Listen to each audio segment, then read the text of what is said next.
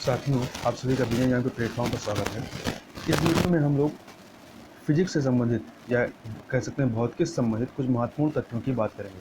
क्योंकि होता क्या है कि विभिन्न प्रतियोगी परीक्षाओं में साइंस वाले पोर्शन से कई सारे प्रश्न पूछे जाते हैं और कई सारे प्रश्न ऐसे होते हैं कि जो होते तो बहुत आसान है, परंतु चूँकि हम उस पर ध्यान नहीं देते हैं, इस वजह से वो प्रश्न हमारे गलत हो जाते हैं।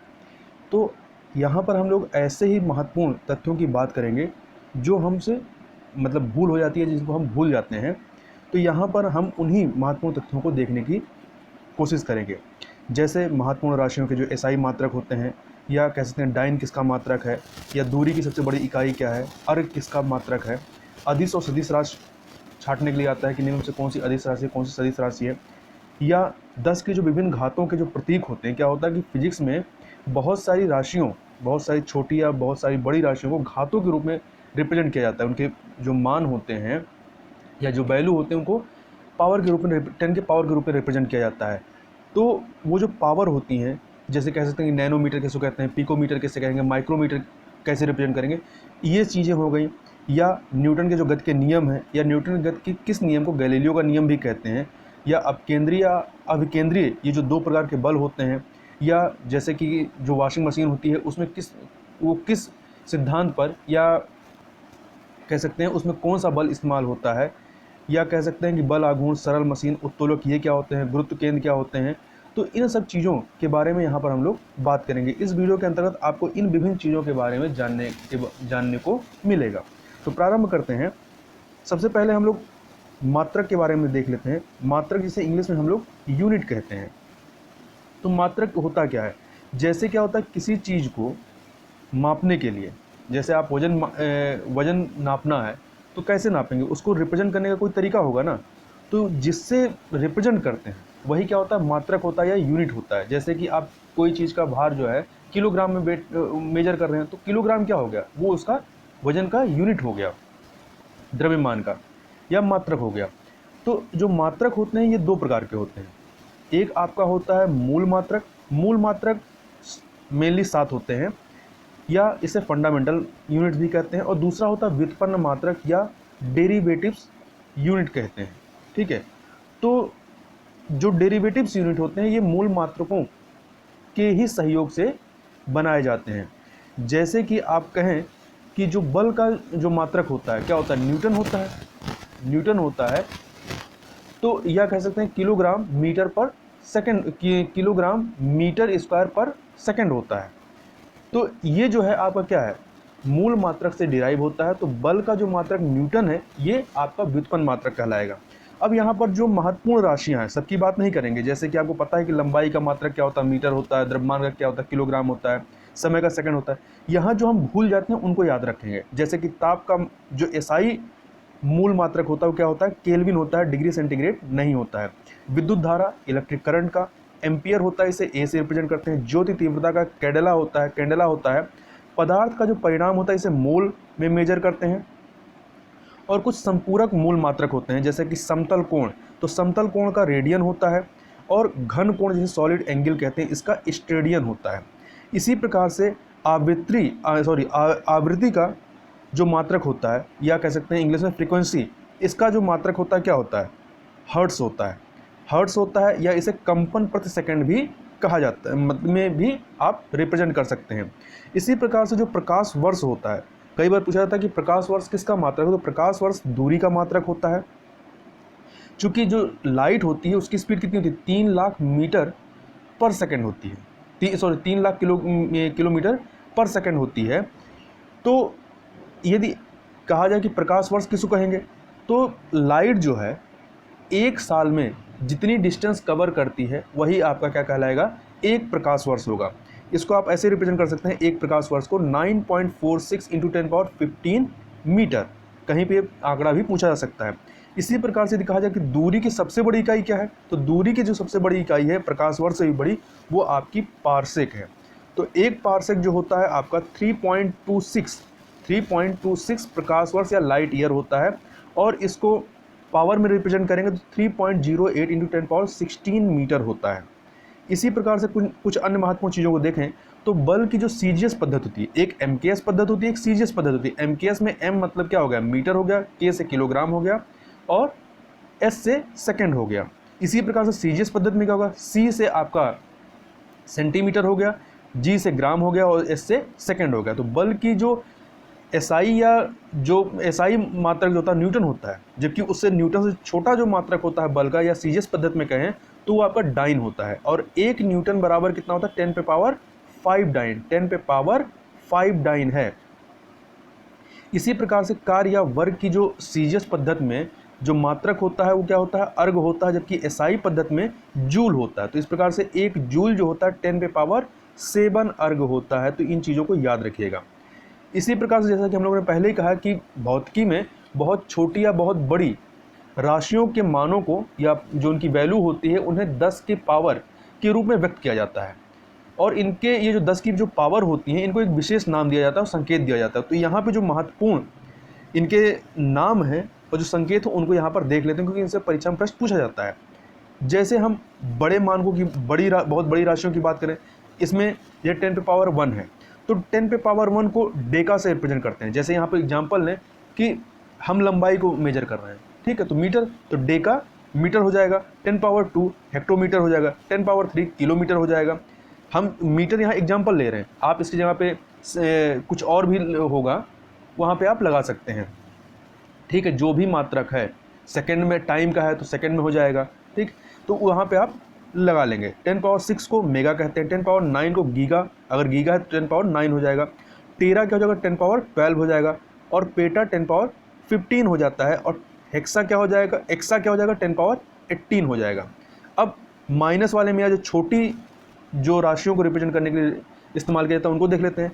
जैसे 10 पावर -1 है तो डेसी हो जाएगा। अगर हम लंबाई को लेते हैं डेसीमीटर हो जाएगा।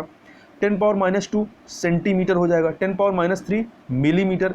10 पे पावर -6 को माइक्रो से कहा जाता है, या अगर मीटर में लंबाई मेजर करें तो माइक्रोमीटर हो जाएगा। जैसे कहा जाए कि 1 माइक्रोमीटर को रिप्रेजेंट कैसे किया जाएगा, तो 10 पे पावर -9 मीटर से रिप्रेजेंट किया जाएगा। इसी प्रकार से नैनो के लिए 10 पे पावर माइक्रो के लिए 10 पावर -6 था और नैनो के लिए 10 पावर -9 होता है। इसी प्रकार से पीको जो है 10 पावर -12 को रिप्रेजेंट करता है और 10 पे पावर -15 जो है ये फेमटो को रिप्रेजेंट करता है और 10 पावर -18 जो हो जाएगा ये एटो को रिप्रेजेंट करेगा, ठीक है। अब जो राशियां होती हैं, विभिन्न प्रकार की जो राशियां हैं, ये दो प्रकार की होती हैं, एक अदिश राशि होती है और दूसरी सदिश राशि होती है। तो अदिश और सदिश क्या होती हैं? अदिश राशियां वो भौतिक राशियां हैं जिनमें केवल परिणाम होता है, दिशा नहीं होती है, उन्हें अदिश राशियां कहेंगे या स्केलर क्वांटिटी कहते हैं। जैसे कि आपका द्रव्यमान है, चाल है, स्पीड, आयतन है, कार्य है, समय है, ऊर्जा है, विद्युत धारा, ताप, दाब, ये सब के सब क्या हैं, अदिश राशियां हैं, स्केलर क्वांटिटी हैं। तो कई बार परीक्षा में पूछा जाता है कि निम्न में से कौन सी अदिश राशि है, सदिश राशि है। तो इनको याद रखिएगा, द्रव्यमान, चाल, आयतन, कार्य, समय, ऊर्जा, विद्युत धारा, ताप, दाब, ये सब के सब अदिश राशियां हैं। वहीं सदिश राशि में क्या होता है कि ये ऐसी भौतिक राशियां होती हैं जिनमें परिणाम के साथ साथ दिशा भी रहता है। इसको आप इंग्लिश में वेक्टर क्वांटिटी भी कहते हैं। एग्जाम्पल के तौर पर वेग अर्थात वेलोसिटी है, विस्थापन डिस्प्लेसमेंट है, बल है, त्वरण है, संवेग है, आवेग है, बल आघूर्ण अर्थात मोमेंट ऑफ फोर्स है। ये सब के सब क्या है, सदिश राशियां हैं। और इसके अलावा यदि आप वृत्तीय गति पर चलते हैं, ये कहीं पे कोई वृत्तीय गति हो रही है, तो क्या होता है कि वृत्तीय गति में जो पॉइंट मूव कर रहा है वो हर एक पॉइंट पे उसकी जो कह सकते हैं जो गति होगी वो चेंज होती रहती है। वहाँ पे हम गति इस्तेमाल करते हैं, वेग इस्तेमाल नहीं करते। क्यों? क्योंकि हर पॉइंट पे, जैसे एक पॉइंट यहाँ है, आगे गए फिर यहाँ हो गए, तो यहाँ पे ये डायरेक्शन थी, यहाँ पे ये डायरेक्शन हो जाएगी, क्योंकि डायरेक्शन क्या हो रही है, चेंज होती जा रही है। तो जब चेंज हो रही है तो वो वेग कहलाएगी, स्पीड कहलाएगी, चाल कहलाएगी या गति कहलाएगी, वेग नहीं कहलाएगी। तो जो समरूप वृत्तीय गति होती है एक त्वरित गति होती है, क्योंकि वेग की दिशा यहाँ पे प्रत्येक बिंदु पर बदल जाती है।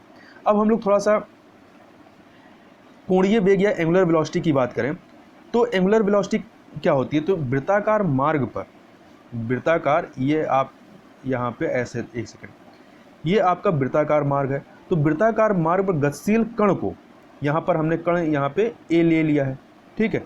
गतिशील कण को वृत्त के केंद्र से मिलाने वाली रेखा 1 सेकंड में जितने कोण घूम जाती है उसे उस कण का कोणीय वेग कहते हैं, ओमेगा से रिप्रेजेंट करते हैं। मान लीजिए 1 सेकंड में यहाँ बी पे पहुंच गया और कितना कोण घुमा, थीटा, तो आपका ओमेगा क्या हो जाएगा, ओमेगा डब्लू क्या हो जाएगा, थीटा बाई टी, जितना कोण घूम रहा है और कितने सेकंड में, कितने टाइम में। अब मान लीजिए यहाँ पर यदि कण जो है, जो ये हमारा वृत्तीय गति कर रहा है जो कण, ये 1 सेकंड में मान लीजिए एन चक्कर लगा लेता है। कितने चक्कर लगा लेता है, एन चक्कर लगा लेता है।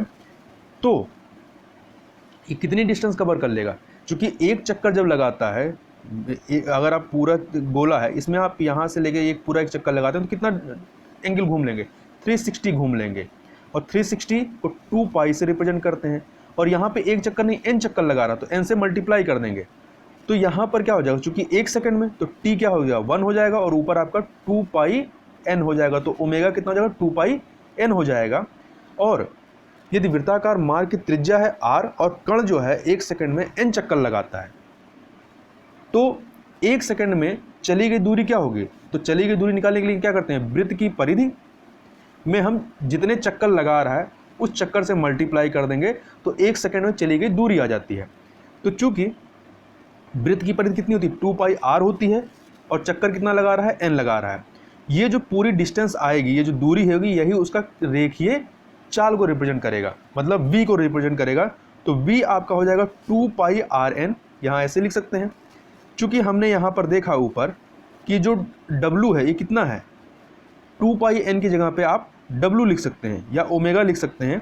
तो यहाँ पे 2 पाई एन की जगह पे आप w लिखिए या ओमेगा, तो ओमेगा इंटू आर हो जाएगा। तो मतलब क्या होगा, रेखीय चाल यदि आपको निकालना है तो क्या करेंगे, कोणीय चाल यदि दिया है तो उसमें त्रिज्या से मल्टीप्लाई कर देंगे, रेडियस से, तो रेखीय चाल आ जाएगा। अब हम लोग न्यूटन के गति के नियम की बात कर लेते हैं। तो न्यूटन ने गति के 3 नियम दिए हैं, और न्यूटन को भौतिकी का पिता भी कहा जाता है। और इन्होंने अपने जो तीनों नियम हैं इसको 1687 ईस्वी में अपनी पुस्तक प्रिंसिपिया में इसको प्रतिपादित किया था। तो सबसे पहले हम लोग प्रथम नियम की बात कर लेते हैं। तो जो न्यूटन का प्रथम नियम है इसे जड़त्व का नियम भी कहते हैं, और याद रखिएगा इसे गैलीलियो का नियम भी कहते हैं। तो यदि पूछा जाए कि न्यूटन की गति के किस नियम को गैलीलियो का नियम भी कहा जाता है, तो प्रथम नियम जो कि जड़त्व का नियम कहलाता है उसे गैलीलियो का नियम भी कहते हैं। अब इस नियम के अनुसार क्या होना चाहिए, मतलब क्या होता है, तो इस नियम का कहना है कि यदि कोई वस्तु विराम अवस्था में है, मतलब स्थिर अवस्था में है, तो वह विराम अवस्था या उस स्थिर अवस्था में ही रहेगा, या यदि वह एक समान चाल से चल रहा है तो वह उसी एक समान चाल से चलता रहेगा जब तक कि उस पर कोई बाह्य बल लगाकर उसकी वर्तमान अवस्था में परिवर्तन ना किया जाए। मतलब कोई चीज़ स्थिर है, अगर जब तक आप इस पर कोई फोर्स लगाकर इसे मूव नहीं कराते तब तक यह गति अवस्था में नहीं आएगी, या कोई चीज़ गतिमान है जब तक उसे एक बल लगा करके, कोई बाह्य बल लगाकर जब तक रोकते नहीं तब तक वह स्थिर नहीं होगी। तो यही आपका पहला नियम है, ठीक है, जिसे जड़त्व का नियम भी कहते हैं। इसी पहले नियम से बल की परिभाषा डिराइव की जाती है। कैसे डिराइव की जाती है, तो बल की परिभाषा ये दी जाती है कि वह बाह्य कारक जो किसी वस्तु की प्रारंभिक अवस्था में परिवर्तन करता है या करने का प्रयास करता है, वही क्या होता है, बल होता है। और बल जो होता है आपका, ये सदिश राशि है, वेक्टर क्वांटिटी है, और इसका मात्रक क्या होता है, न्यूटन होता है। और यहीं पर हम लोग थोड़ा सा संवेग के बारे में देखें, संवेग या मोमेंटम जिसको इंग्लिश में कहते हैं, तो ये क्या होता है, किसी वस्तु के द्रव्यमान तथा उस वस्तु के वेग को यदि मल्टीप्लाई करने का जो गुणनफल होता है वही संवेग कहलाता है। तो वेग इंटू द्रव्यमान, और संवेग जो है सदिश राशि है, जैसे कि बल सदिश राशि था, ये भी सदिश राशि है। और इसका मात्रक क्या हो जाएगा, चूंकि द्रव्यमान का मात्रक क्या होगा, किलोग्राम, और वेग का मीटर पर सेकंड हो जाएगा, तो किलोग्राम मीटर पर सेकंड हो जाएगा। अब दूसरे नियम की तरफ चलते हैं न्यूटन के। तो जो दूसरा नियम है ये कहता है कि किसी वस्तु के संवेग में परिवर्तन की दर जो होती है, किसी वस्तु के संवेग में परिवर्तन की दर उस वस्तु पर आरोपित बल के समानुपाती होता था। संवेग परिवर्तन बल की दिशा में होता है, ठीक। अब इसको थोड़ा सा समझते हैं। यहां पर हमने क्या कहा, संवेग वेग इंटू द्रव्यमान है। तो यहां द्वितीय नियम में क्या करें, संवेग में परिवर्तन की दर, मतलब कि यहां पे आप टाइम से मल्टीप्लाई कर दीजिए, टी से डिवाइड कर दीजिए। वेग संवेग परिवर्तन की दर तो क्या हो जाएगा, टाइम के सापेक्ष जो इसमें परिवर्तन होगा। तो वेग इंटू द्रव्यमान जब करेंगे तो वेग का क्या होगा, v by T into M. तो v बाई टी वेग परिवर्तन की दर क्या होता है, गति परिवर्तन की दर या वेग परिवर्तन की दर क्या होता है, त्वरण होता है। तो m इंटू ए हो जाएगा। तो F इक्वल क्या हो जाएगा, F इक्वल m इंटू ए। तो जो दूसरा नियम है इसी से आपका बल का जो व्यंजक होता है वो डिराइव होता है, F इक्वल m इंटू ए। ठीक है, अब तीसरे नियम की तरफ चलते हैं। जो तीसरा नियम है ये क्रिया प्रतिक्रिया का नियम भी कहलाता है। क्रिया प्रतिक्रिया का नियम, इसमें क्या होता है कि प्रत्येक क्रिया के बराबर परंतु विपरीत दिशा में प्रतिक्रिया होती है। मतलब कि आप सिंपल भाषा में समझें कि यदि आप किसी को झापड़ मारते हैं तो जिस बल से आप उस व्यक्ति को झापड़ मार रहे हैं उसके गाल में, उतना ही बल उसका गाल जो है आपके हाथ पर भी लगाता है। ठीक है, तो ये क्रिया प्रतिक्रिया का नियम होता है।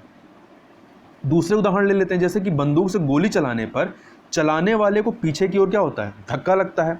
इसी प्रकार से नाव से जब आप किनारे पर कूदने, जब नाव से आप किनारे की तरफ कूदते हैं तो कूदने पर नाव जो है वो पीछे की ओर हट जाती है। क्यों? क्योंकि आप आगे की तरफ जाते हैं और आप क्या करते हैं, उस पर प्रतिक्रिया बल लगता है जो कि पीछे की तरफ लगता है। इसी प्रकार से रॉकेट को उड़ाने में न्यूटन के तृतीय नियम का इस्तेमाल होता है। अब थोड़ा सा संवेग संरक्षण के नियम की बात कर लेते हैं।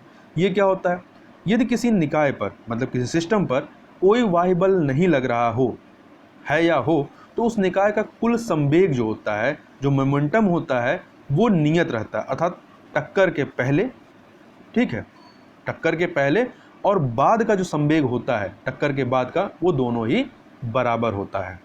अब हम लोग आवेग की बात कर लेते हैं, जिसे इंग्लिश में हम लोग इम्पल्स कहते हैं। क्या कहते हैं? इम्पल्स कहते हैं। इसमें क्या होता है कि जब कोई बड़ा बल किसी वस्तु पर थोड़े समय के लिए कार्य करता है तो बल तथा समय अंतराल, मतलब जितने टाइम के लिए कार्य कर रहा है, तो बल और समय अंतराल का जो मल्टीप्लिकेशन होता है उसे ही आवेग कहते हैं। और ये संवेग में परिवर्तन के बराबर होता है।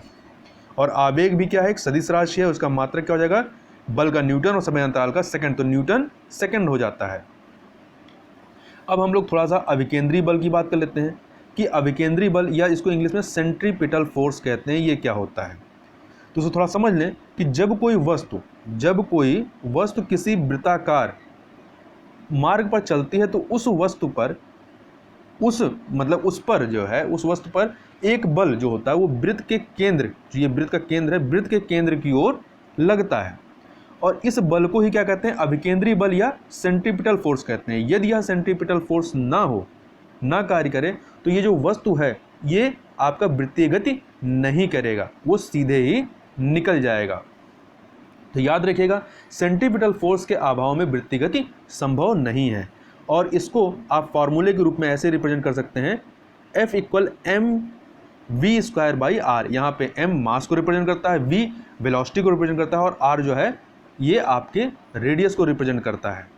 अब थोड़ा सा अपकेंद्रीय बल, वो अभिकेंद्रीय था, ये अपकेंद्रीय बल। अपकेंद्रीय बल की बात कर लेते हैं, जिसे सेंट्रीफ्यूगल फोर्स भी कहते हैं।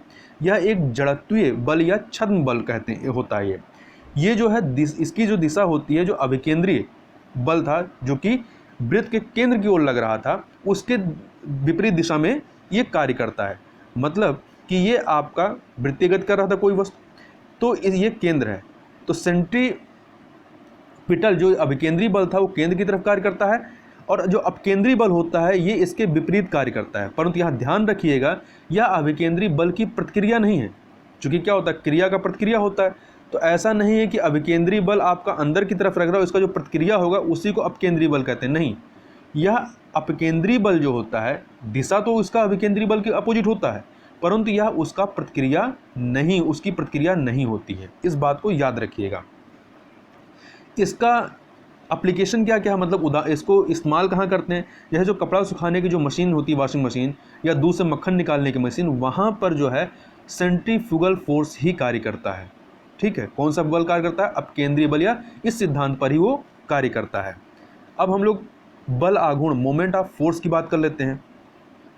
ये क्या होता है, तो बल द्वारा एक पिंड को एक अक्ष के परितः घुमाने की जो प्रवृत्ति होती है, इसे ही बल आघूर्ण या मोमेंट ऑफ फोर्स कहते हैं। इसको आप ऐसे एग्जांपल से समझ सकते हैं कि मान लीजिए ये एक कोई पिंड है और ये इसका ये अक्ष है। अब इसको आप जो है इसके चारों तरफ जब घुमाएंगे तो ये जो ये अक्ष है इसके चारों तरफ घुमा रहे हैं ना, या चारों तरफ नहीं, जो भी जितना भी घुमाएंगे तो ये घुमाने की जो इसके अक्ष के परितः जो घुमाने की जो प्रवृत्ति होती है इसे ही क्या कहते हैं, बल आघूर्ण कहते हैं। और बल आघूर्ण को टॉर्क भी कहते हैं, इसको इस प्रकार से रिप्रेजेंट भी करते हैं। और ये बल इंटू आघूर्ण भुजा होती है, ठीक है, बल इंटू आघूर्ण भुजा, मतलब यहाँ पे अक्ष है और यहाँ पे आप बल लगा रहे हैं तो ये जो पूरी डिस्टेंस है यही आपका आघूर्ण भुजा होगी। और जो बल आघूर्ण होता है ये सदिश राशि होती है, उसका मात्रा क्या होगा, न्यूटन मीटर होता है। इसका कई जगह पे इसका एप्लीकेशन ये कई जगह इसके एप्लीकेशन को इस्तेमाल किया जाता है। जैसे कि आपने घर का दरवाज़ा देखा होगा तो घर के दरवाजे में इस प्रकार से ये एक तरफ ये कब्जे से दीवार से लगा होता है और दूसरी तरफ यहाँ पे आपका हैंडल लगा होता है जिससे आप दरवाजे को खोलते हैं। तो ये जो जहाँ से दीवार से लगा हुआ है यहाँ और हैंडल की जो डिस्टेंस है यही इसका क्या होगा, आघूर्ण भुजा होगा। यदि आप ये जो हैंडल है ये जितना अक्ष के नज़दीक लेते जाएंगे उतना ही आपको बल ज़्यादा लगाना पड़ेगा, और आघूर्ण भुजा जितना दूर होगी, मतलब जो हैंडल है दरवाजे का वो अक्ष से जितना दूर होगा उतना ही आपको कम फोर्स लगाना पड़ेगा दरवाजे को खोलने के लिए। और इसका कई जगह इस्तेमाल होता है, जैसे सरल मशीन में। तो जो सरल मशीन होती है ये बल आघूर्ण के सिद्धांत पर ही कार्य करता है। और इसके सरल मशीन के एग्जाम्पल में आप कह सकते हैं ये आपका उत्तोलक है, घिरनी है, आनत तल है, जो स्क्रू होते हैं, स्क्रू ड्राइवर जो होते हैं, ये सब सरल मशीन के अंतर्गत आते हैं। अब सरल मशीन में जो उत्तोलक है, हम लोग यहाँ पे थोड़ा सा उत्तोलक के बारे में बात कर लेते हैं, जिसको लीवर भी कहते हैं। ये एक सीधी या टेढ़ी दृढ़ छड़ या डंडा होता है इस प्रकार से, और इसमें 3 बिंदु होते हैं। इसमें 3 बिंदु होते हैं। अब 3 बिंदु कौन कौन से होते हैं? इसमें एक बिंदु होता है आलम्ब, जिसे इंग्लिश में फलक्रम कहते हैं। ये कौन सा बिंदु है? जिस बिंदु के चारों ओर उत्तोलक घूम सकती है, जो सरल मशीन है वो घूम सकती है, वो आलम्ब कहलाएगा। दूसरा बिंदु है आयास, या इसको इंग्लिश में कहते हैं इफर्ट कहते हैं, जहाँ पर बल लगाया जाता है। तीसरा है भार, या इंग्लिश में लोड कहते हैं, मतलब जो बोझ उठाया जाता है उस उत्तोलक के द्वारा उसे ही भार या लोड कहते हैं। इसे W से भी रिप्रेजेंट करते हैं। अब ये जो उत्तोलक है लीवर 3 प्रकार के होते हैं। पहला प्रथम श्रेणी का उत्तोलक, द्वितीय श्रेणी का, तृतीय श्रेणी का। तो प्रथम श्रेणी के उत्तोलक को देख लेते हैं। इसमें क्या होता है? इसमें जो आपका F अर्थात जो आलम्ब या जो फलक्रम होता है वो इफर्ट और जो वेट लोड होता है उसके बीच में होता है। मान लीजिए ये है, तो यहाँ पर आपका फलक्रम कार्य करेगा और एक तरफ आपका इफर्ट होगा और एक तरफ आपका लोड होगा या W होगा। मतलब यहाँ पे आप बल लगाएंगे और इसके परितः यह घूमेगा और यहाँ पे ये जो भी आप वजन हटा रहे हैं या जो कार्य कर रहे हैं वो कार्य आपका संपादित होगा। इसमें जो होता है प्रथम श्रेणी के उत्तोलक में यांत्रिक लाभ जो होता है वो 1 से अधिक भी हो सकता है, 1 के बराबर भी हो सकता है तथा 1 से कम भी हो सकता है। इसके उदाहरणों में आप जो है कैंची, जैसे आपने कैंची देखा होगा तो कैंची कुछ इस प्रकार से होता है ना, ये, तो यहाँ पे ये जुड़ा होता है। तो ये आपका क्या हो गया? ये आपका फलक्रम हो गया। यहाँ पे कोई चीज़ काटने के लिए रखते हैं तो ये आपका लोड हो गया W, और यहाँ पर आप बल लगाते हैं तो ये इफर्ट हो गया। ठीक है, तो यहाँ पे आप देख रहे हैं जो फलक्रम या आयास है वो आपका आलम्ब है, वो आपका मध्य में है। तो कैंची, पिलास, सिरसी, कील उखाड़ने की मशीन, शीशा, झूला, साइकिल का ब्रेक, हैंडपंप, ये प्रथम श्रेणी के उत्तोलक में आता है। तो कहीं भी पूछा जा सकता है कि निम्न में से कौन सा प्रथम श्रेणी का उत्तोलक है, कौन सा द्वितीय श्रेणी का है, कौन सा तृतीय श्रेणी का। या ये भी पूछ सकता है कि किस श्रेणी के उत्तोलक में यांत्रिक लाभ किस प्रकार से होता है, किसमें 1 से अधिक होता है, किसमें 1 के बराबर होता है, या 1 से कम भी हो सकता है। तो इस प्रकार से भी प्रश्न पूछा जा सकता है। अब द्वितीय श्रेणी का उत्तोलक को देखें तो इसमें जो होता है, जो भार होता है या जो लोड होता है वो F फलक्रम और इफर्ट के बीच में होता है। मतलब भार यहाँ पे होगा W और एक तरफ इसके आपका इफर्ट होगा और एक तरफ आपका आलम्ब होगा फलक्रम। मतलब यहाँ पे आप बल लगाएंगे, इसके परितः यह मूव करेगा और यहाँ पे आपका कार्य संपादित होगा। इसमें क्या होता है? यांत्रिक लाभ सदैव 1 से अधिक होता है। तो याद रखिएगा, जो द्वितीय श्रेणी का उत्तोलक होता है इसमें यांत्रिक लाभ सदैव 1 से अधिक होता है। उदाहरण के तौर पे सरौता आपने देखा होगा। ठीक है, सरौता जो होता है उसमें जो लोड होता है, जो सामान काटने के लिए होता है, वो बीच में रखा जाता है, बीच में रखा जाता है। और इसी प्रकार से नींबू निचोड़ने की मशीन आपने देखा होगा, एक पहिए की कूड़ा ढोने की गाड़ी है, ये सब के सब द्वितीय श्रेणी के उत्तोलक में आते हैं। अब हम लोग तृतीय श्रेणी के उत्तोलक की बात कर लेते हैं। तो तृतीय श्रेणी के उत्तोलक में क्या होगा, इसमें आपका जो है क्या आयास, सॉरी ई जो है आयास या कह सकते हैं जो इफर्ट होता है वो आलम्ब एफ फलक्रम तथा लोड के बीच में होता है। इस प्रकार से आपका बीच में आयास इफर्ट हो जाएगा, एक तरफ आपका आलम्ब हो जाएगा फलक्रम और एक तरफ आपका डब्ल्यू या लोड हो जाएगा। इसमें क्या होता है, यांत्रिक लाभ सदैव एक से कम होता है। जैसे कि आपने चिमटा देखा होगा, ठीक है, चिमटा है, किसान का हल है, मनुष्य का हाथ है।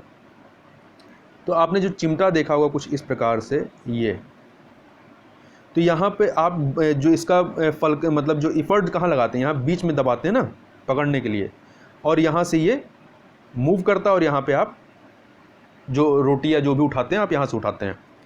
तो चिमटा हो गया, किसान का हल हो गया, मनुष्य का हाथ, जो आपका हाथ होता है ये आपका तृतीय श्रेणी का उत्तोलक है। महत्वपूर्ण है, कई बार पूछा गया है कि मनुष्य का हाथ किस श्रेणी का उत्तोलक है, तृतीय श्रेणी का उत्तोलक है। और यहाँ पे नोट के लिए आप यहाँ पे ये फार्मूला याद रखिएगा, FLE, F फलक्रम है, L लोड है और E इफर्ट है। मतलब जो प्रथम श्रेणी का उत्तोलक होता है उसमें मध्य में क्या होता है, फलक्रम होता है, द्वितीय श्रेणी के उत्तोलक में लोड जो होता है मध्य में होता है, और तृतीय श्रेणी में इफर्ट जो होता है वो मध्य में होता है। इतनी चीज़ याद रखिएगा। अब गुरुत्व केंद्र की बात कर लेते हैं। तो गुरुत्व केंद्र क्या है, या इसे इंग्लिश में सेंटर ऑफ ग्रेविटी कहते हैं। तो किसी वस्तु का गुरुत्व केंद्र वह बिंदु है जहां वस्तु का समस्त भार जो है, ये जो वेट होता है वो कार्य करता है, ठीक है। सब उसका जो संपूर्ण भार होगा वो गुरुत्व केंद्र पर ही कार्य करता है। चाहे वस्तु किसी भी स्थिति या किसी भी पोजीशन में रखी जाए, उसका गुरुत्व केंद्र पोजीशन से पे डिपेंड नहीं करेगा। इसके अलावा इसी गुरुत्व केंद्र पर कोई भी यदि वस्तु है या कोई भी सिस्टम है, वो उस संतुलित है या नहीं है, वो इसी गुरुत्व केंद्र पर मतलब आधारित होता है। कोई वस्तु स्थायी होगी, मतलब स्थायी संतुलन की अवस्था में होगी, उसके लिए दो शर्तें होती हैं। कौन कौन सी, ये शर्तें भी याद रखिएगा। पहला है वस्तु का गुरुत्व केंद्र अधिकाधिक नीचे होना चाहिए। जितना गुरुत्व केंद्र जितना अधिक नीचे होगा वह वस्तु उतना ही अधिक स्थायी होगी। दूसरी चीज़ कि गुरुत्व केंद्र से होकर जाने वाली, मतलब ये आपका वस्तु है, यहाँ पे मान लीजिए ये गुरुत्व केंद्र है, तो गुरुत्व केंद्र से होकर जाने वाली ऊर्ध्वाधर रेखा, ये ऊर्ध्वाधर रेखा जो है वो वस्तु के आधार से गुजरनी चाहिए। तो दो शर्तें हैं, पहला वस्तु का गुरुत्व केंद्र अधिकाधिक नीचे होना चाहिए, दूसरा है गुरुत्व केंद्र से होकर जाने वाली ऊर्ध्वाधर रेखा वस्तु के आधार से गुजरनी चाहिए। तो ये कुछ महत्वपूर्ण बातें थी जिनको हम लोग आज के वीडियो में देखे। इससे आगे की भी चर्चा जो है अलग अलग वीडियो के अंतर्गत हम लोग करते रहेंगे। तो आज की वीडियो में बस इतना ही, मिलते हैं नेक्स्ट वीडियो, तब तक के लिए बहुत बहुत धन्यवाद।